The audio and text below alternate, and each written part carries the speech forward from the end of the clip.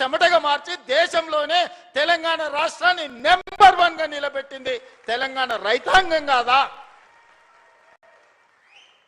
మా రైతు సోదరులు కష్టపడి రక్తాన్ని చెమటగా మార్చి పండించిన ఒడ్లు కాళేశ్వరం నీళ్లతో పండించారని కథలు చెప్తావు కదా చంద్రశేఖరరావు గారు. ఈ కాశీ మజిలీ కథలు ఎన్ని రోజులు చెప్తారు మీరు? ఎన్నిసార్లు మోసం చేస్తారు? అందరినీ అన్నిసార్లు ఎల్లకాలం మోసం చేయలేరు చంద్రశేఖరరావు గారు. అందుకే ప్రజలు ఆలోచన చేసిర్రు, 10 ఏళ్ళ అవకాశం ఇచ్చిర్రు, చెప్పిందల్లా నమ్మిర్రు. హరికథ చెప్పు, బుర్రకథ చెప్పు, ఏ కథ చెప్తే ఆ కథ నమ్మిర్రు. ఏదో చేస్తాడో చూద్దాం పెద్ద మనిషి అని. చివరికి అన్ని కథలు విన్న తర్వాత గొలుసులు తెచ్చి బంధించి బకాసూరుని తీసుకుపోయి ఫామ్ హౌస్లో గట్టేసిర్రు బయటకు వెళ్ళకుండా. ఇక నిన్న మన పిల్ల రాక్షసులు బయలుదేరి వస్తాడు ఇక చంద్రశేఖరరావు రావాలని కోరుకుంటురని. ఎవడు కోరుకుంటున్నా? ఎవరికేమి ఇచ్చిర్రు? మీకంటే ఫామ్ హౌస్లు ఇచ్చిర్రు, రాసుకోనికే పేపర్లు ఇచ్చిర్రు, చూపించుకోనికే టీవీలు ఇచ్చిర్రు, దోసుకోనికే తెలంగాణ రాష్ట్రాన్ని ఇచ్చిండు. మీకు రావాలేమో చంద్రశేఖరరావు, మా రైతులకు ఎందుకయ్యా? రైతు రుణమాఫీ చేయలేదు, 1,00,000 రూపాయలని 4 విడతలని అసలు లేదు, మిత్తి లేదు. చేతిలో అప్పు, చేతిలో సిప్ప, నెత్తి మీద అప్పు మిగిలిచ్చిపోయిండు. 2 సార్లు 1,00,000 రూపాయలు రుణమాఫీ అని చేసిండా? డబుల్ బెడ్రూమ్ ఇండ్లు అన్నాడు ఇచ్చిండా? దళితుల 3 ఎకరాల భూమి అన్నాడు ఇచ్చిండా? ఇంటికో ఉద్యోగం అన్నాడు ఇచ్చిండా? 1 కోటి ఎకరాలకు నీళ్ళు ఇస్తా అన్నాడు పారిచ్చిండా? ఏం చేసిండా నేను అడుగుతున్నాను మళ్ళా రానికి. ఒక్కటి చేసిండా? ప్రతిపక్షాలు మా జోలి ఉన్నాడు ఫోన్లలో అంటే హార్టికల్చర్, అగ్రికల్చర్, ప్రాన్ కల్చర్ అన్ని కల్చర్లను సర్వనాశనం చేసిండు. ఓన్లీ తాగుడు కల్చర్ తెచ్చిపెట్టిండు మనకు. సందుల బెల్ట్ షాపులు, బుడ్డీ షాపులు తెచ్చిపెట్టిండు. ఆయల్లా మనం రైతు బజార్లు తెలిస్తే ఇవాళ బెల్ట్ బజార్లు తీసుకొచ్చి సందుల 7వ తరగతి చదివేటోని కూడా చేతులు బుడ్డి చేతులు పట్టించాడు. ఆయన సాధించిన ఘన విజయం. ఆయన దేనికన్నా బ్రాండ్ అంబాసిడర్ అంటే ఇగో దీనికే బ్రాండ్ అంబాసిడర్.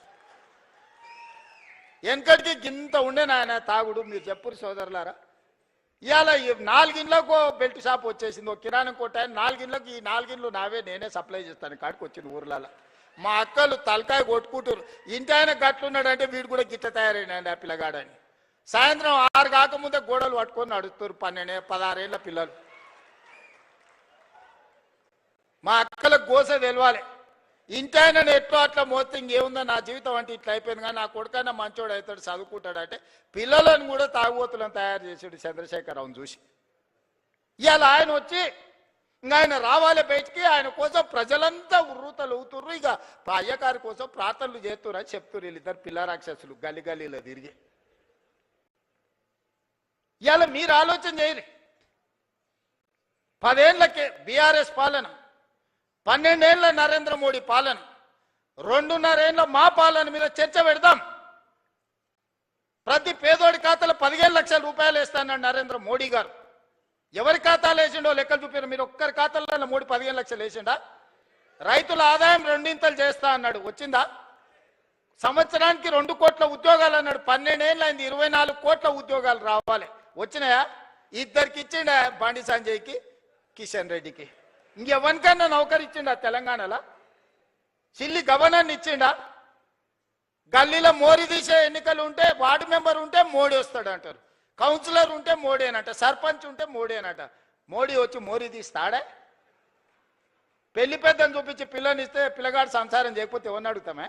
పెళ్లి పెద్దను చూసి పిల్లని ఇస్తామా? మనందరం వ్యవసాయం చేసిన గ్రామాల నుంచి వచ్చిన వాళ్ళమే కదా. పిల్లగాడు దుక్కి దుంతాడా, లేదా వ్యవసాయం చేస్తాడా, లేకపోతే నౌకరు చేస్తాడా, వీడు ఎంత సమర్థుడు అని పిల్లని ఇస్తాం. కానీ పెళ్లి పెద్ద గట్టోడు పెళ్లి పెద్దను చూసి పిల్లని ఏమంటే చెప్పు తీసుకొని కొడతారు వాడు రేపు సంసారం చేయకపోతే. బీజేపీ వాళ్ళ గతి గట్లుంది. నిన్నమని ఒక ఆయన వచ్చిండు, నవీనో నమోనో, ఆయన పేరు ఏందో నాకైతే మొత్తం తెలియదు. కానీ ఇంకా ఆయన వచ్చి చెప్తుండు వచ్చేది మాదే అని. ఏంది వచ్చేది మీది? పన్లీగులో పట్టించాలి. వెస్ట్ బెంగాల్ వచ్చింది వస్తాను, వెస్ట్ బెంగాల్ 15 ఏళ్ళు పట్టింది. తెలంగాణలో కూడా గదే గతి అవుతుంది మీకు. ఆడేనో మమతా బెనర్జీ గారు కాబట్టి మీ పప్పులు ఉడికినాయి. ఈడ మా వాళ్ళు అందరు ఉన్నారు, ఈయనే ఉన్నారు, దంచుతారు. అందుకే మిత్రులారా, ఇవాళ రైతులను ఆలోచన చేయమంటున్నా. 8,11,000 కోట్ల రూపాయల అప్పు నుంచి నెల జీతాలు ఇవ్వలేని పరిస్థితి నుంచి